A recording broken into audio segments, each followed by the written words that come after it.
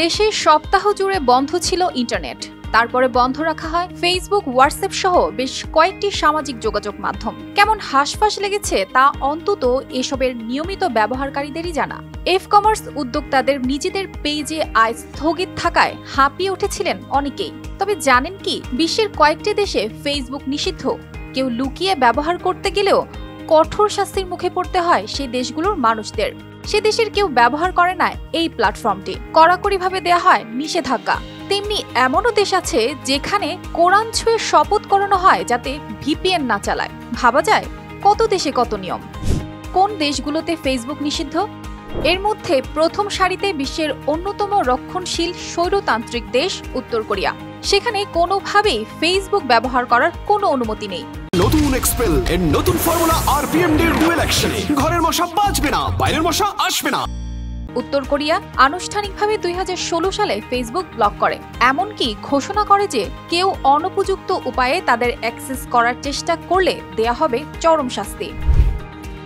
চীনের কেউ ফেসবুক ব্যবহার করে না। 2009 সাল থেকেই চীনে ফেসবুক নিষিদ্ধ। জিনজিয়াং প্রদেশে মারাত্মক দাঙ্গার পর কর্মীদের বিরুদ্ধে সরকারি ক্র্যাকডাউনের অংশ হিসেবে ফেসবুক নিষিদ্ধ ঘোষণা করা হয়। চীনে বিদেশি মিডিয়া প্ল্যাটফর্মের বেসরকারি কন্টেন্টের সেন্সরশিপকে চীনের গ্রেট ফায়ারওয়াল বলা হয়। চীনে মেটার মেসেজিং প্ল্যাটফর্ম হোয়াটসঅ্যাপ এবং এর ফটো এবং ভিডিও শেয়ারিং অ্যাপ ইনস্টাগ্রামও নিষিদ্ধ।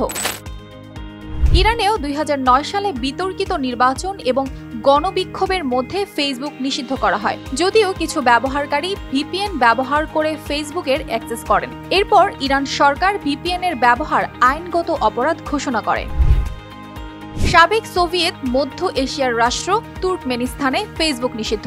ফেসবুক ব্লক করার পাশাপাশি তুর্কমেনিস্তান হোম ইন্টারনেট সংযোগের জন্য সাইন আপ করার সময় নিতে হয় কোরআনের শপথ, যেন তারা ভিপিএন অ্যাক্সেস না করেন। শিক্ষার্থীদের নিষিদ্ধ সাইটগুলোতে অ্যাক্সেস করার জন্য ইন্টারনেট ব্যবহার না করার প্রতিশ্রুতি দিয়ে বিবৃতিতে স্বাক্ষর করতে বলা হয়। কিউবায় আনুষ্ঠানিকভাবে ফেসবুক নিষিদ্ধ নয়, কিন্তু এটি অ্যাক্সেস করা খুব কঠিন। শুধু রাজনীতিবিদ, কিছু সাংবাদিক এবং মেডিকেল স্টুডেন্টরা তাদের বাড়ি থেকে আইনত ওয়েব অ্যাক্সেস করতে পারেন। অন্য সবার জন্য অনলাইন জগতের সঙ্গে আইনিভাবে সংযোগ করার একমাত্র উপায় হলো ইন্টারনেট ক্যাফে। কিউবার গড় আয় $20 আর ইন্টারনেট অ্যাক্সেস করতে প্রতি ঘন্টায় $6 থেকে $10 খরচ হয়। ফলে এত খরচ দিয়ে বেশিরভাগ মানুষের পক্ষেই ইন্টারনেট ব্যবহার করা সম্ভব হয়ে ওঠে না। অর্পিতা জাহান, RTV।